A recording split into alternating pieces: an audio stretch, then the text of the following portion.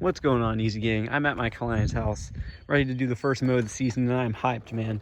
In this video, I'll be giving you some tips on how to mow, how to trim, and maybe just on how to start a business overall, because my business has been pretty successful. After all, this house able to afford to pay for 1/5 of this beautiful car right here. So anyways, let's get into it. Now, the first step on how to mow, always got to make sure your lawnmower is filled up with gas.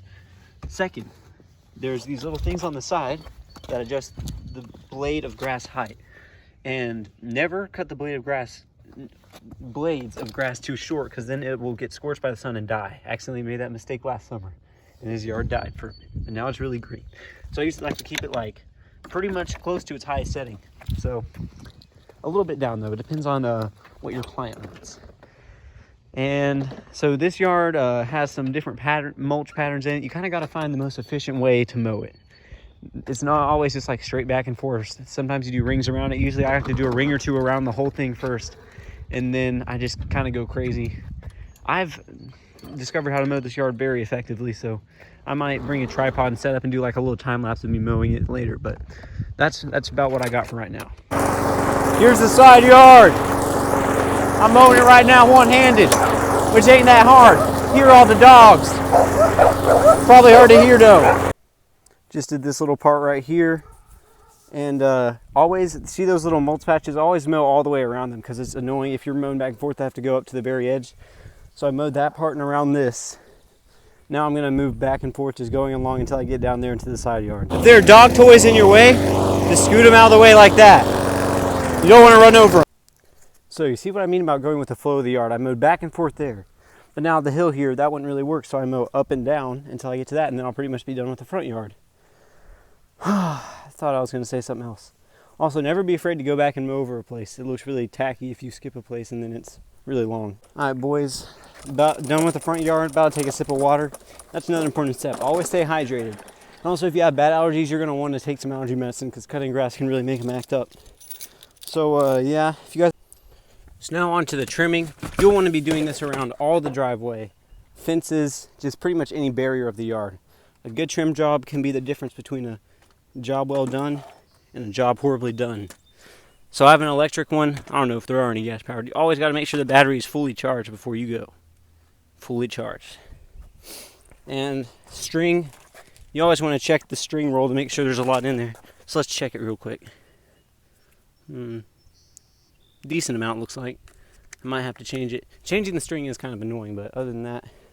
And lastly, always make sure to have some good glasses, because particles will fly into your eyeball if you're not careful, and that would suck. So yeah, now I'm about to trim, and some people go for a shorter gap. I usually go for a nice wide gap on trimming, so let's go. As you can see, there's a nice clear line all the way down. Looks much better. So now I'm going to trim all the way around those, and the brown patches, always got to trim around those too, the patches of mulch. Just looks a lot better. His dogs are pretty wild, but they like to play fetch. Here, watch this. I dropped it to the fence, and now I throw it. Whee! That was left-handed, so that was really weak. Anyways, they always chase the weed whacker around. It's kind of funny. Let me just try to...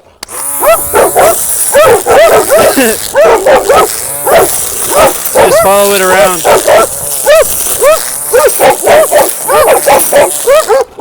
Anyways, with the fence, it's important to get on both sides of the fence.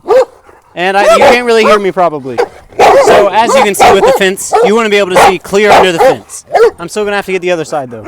And the dogs are pretty hyper. Woo! Woo! Woo! Woo! Woo!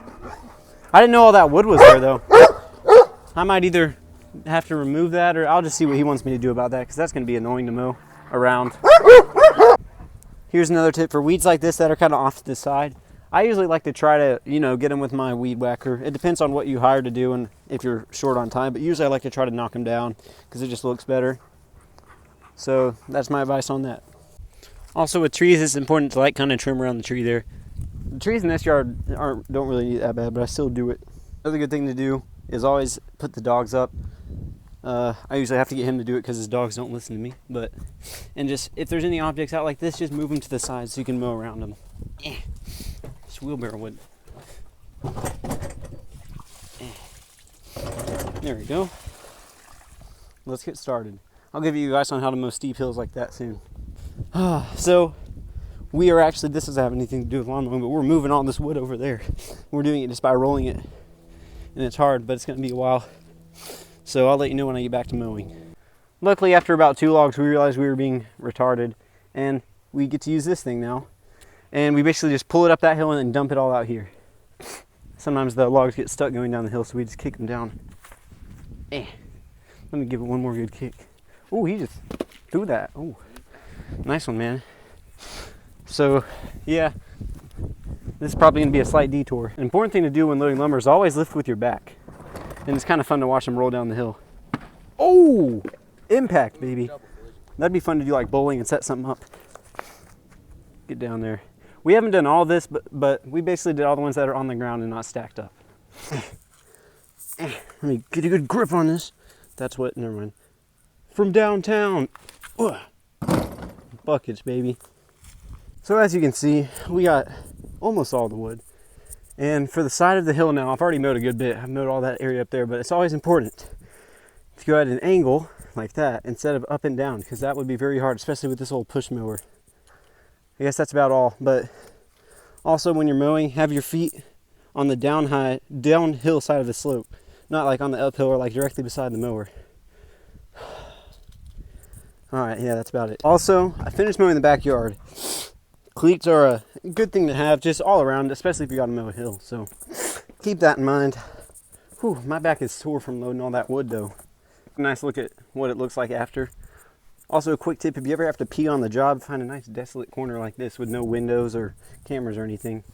And if you have to go number 2, I don't think you should commit a heinous crime on the person's property. I think you should just drive back. So there it is. I didn't mow all that part because it still had wood and stuff in it. So I'll have to get the rest of the wood next time, but pretty good. Now I'm just trimming up alongside the house and stuff. Well, here it all is, trimmed and done.